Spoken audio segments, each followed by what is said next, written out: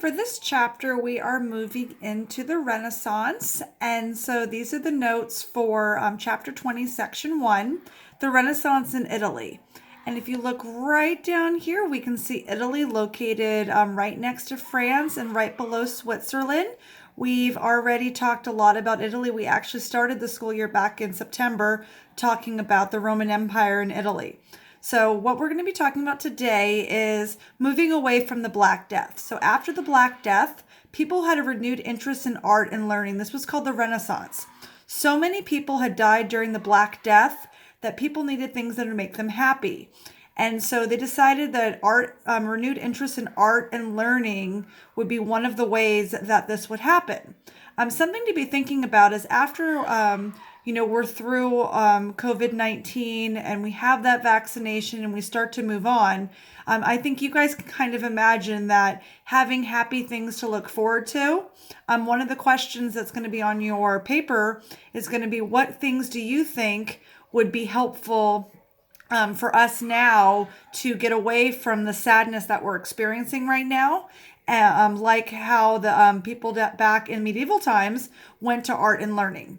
The Renaissance sparked a renewed interest in the Greeks and the Romans. So we're way back to ancient Greece, back when Mr. Galloway taught you about the ancient Greeks last year and the Roman Empire from the beginning of the year. A lot of the old manuscripts from antiquity had been found, and so now there's a lot of interest in just bringing that back.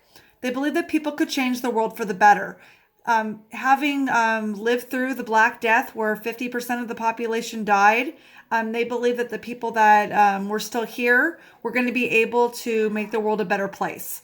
While people were still religious, many became secular. People were more interested in the world, not just religion. There was not just a focus on the church. There was more of a focus on science, and a focus on knowledge. And so there were, we use that word secular a lot. I mean, I'm sure you guys have heard secular music. That's a big one in today's day and age that we hear about. But secular just means people more interested in the world. Scrolling down, the Renaissance was born in Italy, but it was not primarily just in Italy. The Renaissance ends up spreading into areas up north in Belgium and Denmark area, up into Russia and into Germany. So it was not solely, even in England with William Shakespeare. So it's not really just in Italy. It's just that's where it starts. Italian cities were very wealthy. You need to have money to be able to pay for painters, sculptors, architects to produce new works. When you don't have a lot of extra money, you're not going to be paying for these extra things, these non-essentials. But Italian cities had a lot of money to spend. The population of Europe was becoming more urban. More people lived in the cities and the country. So more people were living, like for instance, if you live in the Antelope Valley, compared to Los Angeles, that would be considered the country.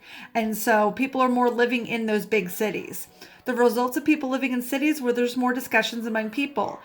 Today, you can imagine people sitting in a Starbucks and having discussions. Or I'm just trying to think. They could be in parks. But when you're living in like the country, if you're like living in Antelope Acres where you don't really have any neighbors, you're not going to be having those discussions amongst groups of people. Strong economies developed. There's a lot of trade happening. There's a lot of business with the development of cities. So the economies were very strong and more customers for the artists. There was more influx of money because of the strong economy. So there were more people to be able to pay for the art to be produced. So that is the beginning. Make sure before filling out the Google form that you do watch the video. The video that I found for you guys on YouTube will describe and show you guys a lot of the different artwork that we're going to be talking about for the Renaissance. And some of the questions for your Google form you will not be able to answer if you do not watch the video. So that's just a helpful hint. And I will have a video with more notes tomorrow.